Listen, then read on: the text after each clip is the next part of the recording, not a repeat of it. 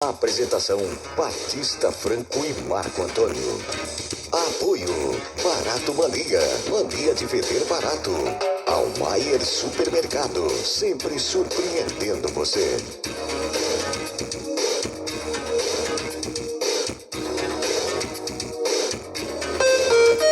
Agora são 6h meia-dúzia. 6:06. Bom dia, internauta. Bom dia, ouvinte da programação 90.3 União FM.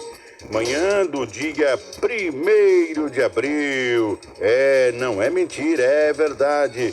1º de abril, ano 2026. Manhã fresquinha em Toledo.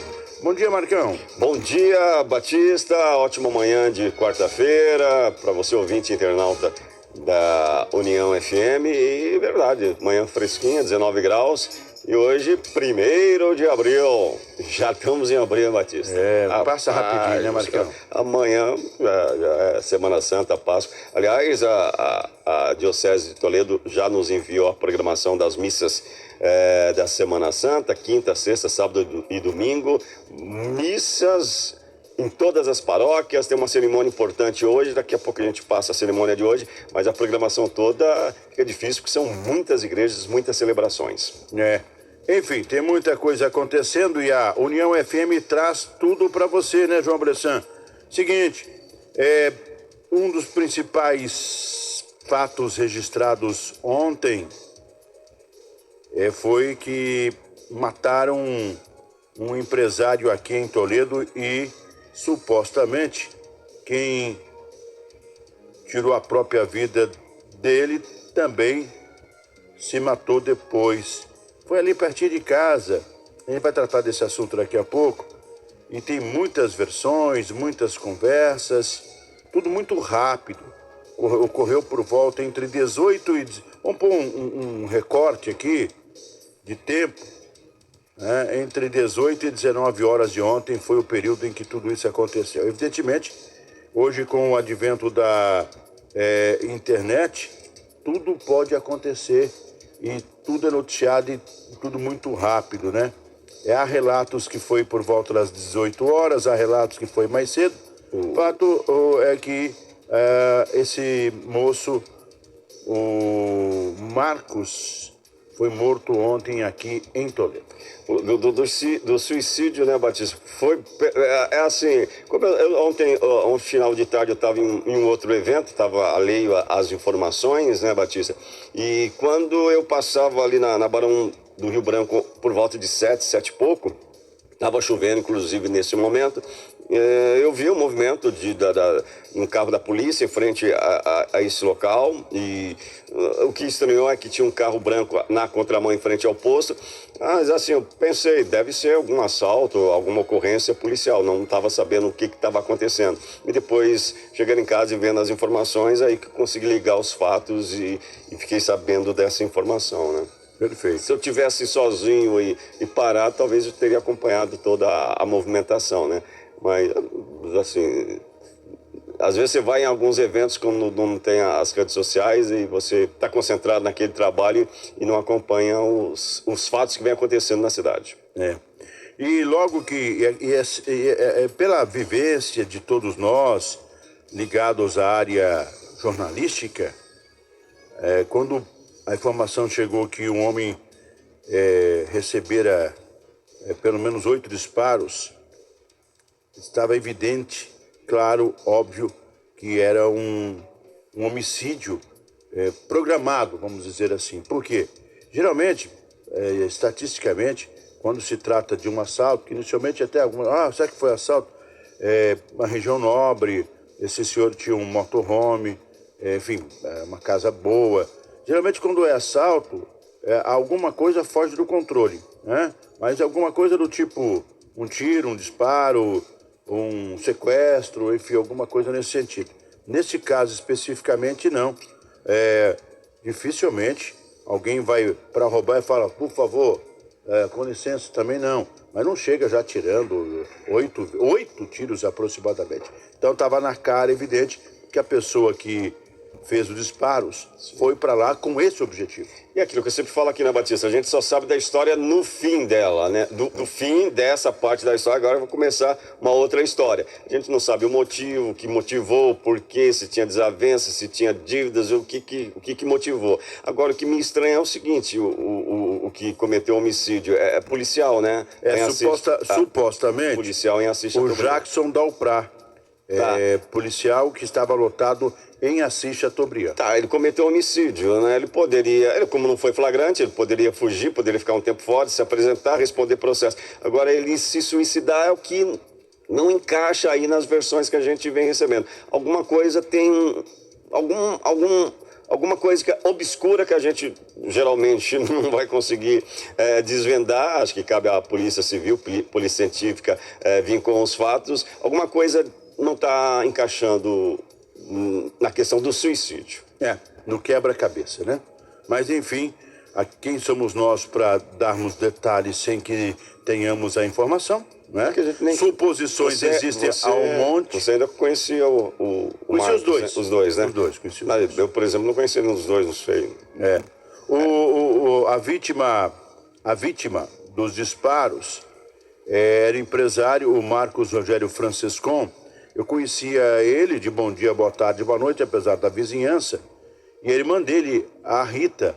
A Rita, ela foi dona do Fisk aqui em Toledo e foi fazer um procedimento estético nos anos 90, mais ou menos isso, e faleceu.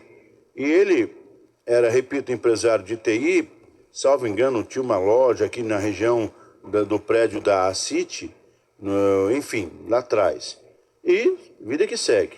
Já o policial, ele estava lotado em Assis Chateaubriand. Eu conhecia também de bom dia, boa tarde, boa noite. Eu via ele lá no clube Iara, volta e meia lá, ele fazia academia, tá? Ele estava por lá, de vez em quando eu via ele por lá. Enfim, era uma figura pública, evidentemente, mas sempre na dele. Agora cabe à própria Polícia Civil investigar o que supostamente aconteceu e levou a essa tragédia. Muito triste, lamentável, porque Toledo tornou-se manchete ontem em todos os sites, em nível estadual, até mesmo em nível nacional, e causou, claro, problemas sociais para ambas as famílias. Esse ano tá pesado em Toledo, hein, Batista? E ali... Desde os primeiros dias de 2026, suicídios, homicídios, feminicídios, tragédias. E ali naquele lugar, naquele bairro, precisa rezar mais, né? Porque teve um carro incendiado lá recentemente. E 2 quadras sentido Parigô, não dá 2 quadras. Não dá, mas vamos colocar 2 para fazer uma matemática razoável. Não chega a 2. Mataram aquelas... Houve um feminicídio, né? A casa desse senhor que foi morto ontem fica, digamos, nos fundos, né? Dessa casa noturna aqui em Toledo. É bem ali, linha reta Dani Oliveira. 50 metros. Então, assim, é realmente um momento difícil daquela região. Mas vai passar. Tudo na vida, segundo o Chico Xavier, passa. 6h14, Marcão. 6h14. Pô, a Itália que não passou, né, Marcão? Pois é. Eu assisti todo o jogo. Assistiu o jogo? Você quer saber o quê? Eu não assisti porque eu estava em outro evento. Mas aí eu estava acompanhando no celular, principalmente a decisão por pênaltis, né? E a Itália está fora, né? Aquilo que eu falei aqui na semana passada. A Itália, a seleção que tem como treinador o Gennaro Gattuso, é difícil conquistar alguma coisa. O Gattuso, um jogador limitado, né? Foi campeão do mundo, inclusive, em 2006. Mas não é técnico para a seleção da Itália. E a Itália, o ataque da Itália praticamente inexiste. Até tem o Michael Keane lá, esforçado. Esforçado, mas fez um belo gol ontem, mas não é centroavante. Perdeu uma oportunidade de fazer 2-0 com um homem a menos. Pois é. Ele, a bola e o goleiro. Talvez um dos melhores jogadores que tem a Itália hoje, que é o Bastoni, zagueiro que joga na Inter de Milão, cobiçado por outros grandes clubes da Europa, foi expulso, né? Era o último homem, foi expulso. A seleção da Itália se resume a Bastoni, um grande zagueiro, o De Marco, que é um dos melhores laterais esquerdos hoje do mundo, o Barella e o Tonali no meio de campo. O Tonali é muito bom, né? Tonali joga ao lado do Bruno Guimarães no Newcastle. E o resto é complicado. E notícia da madrugada, Iraque.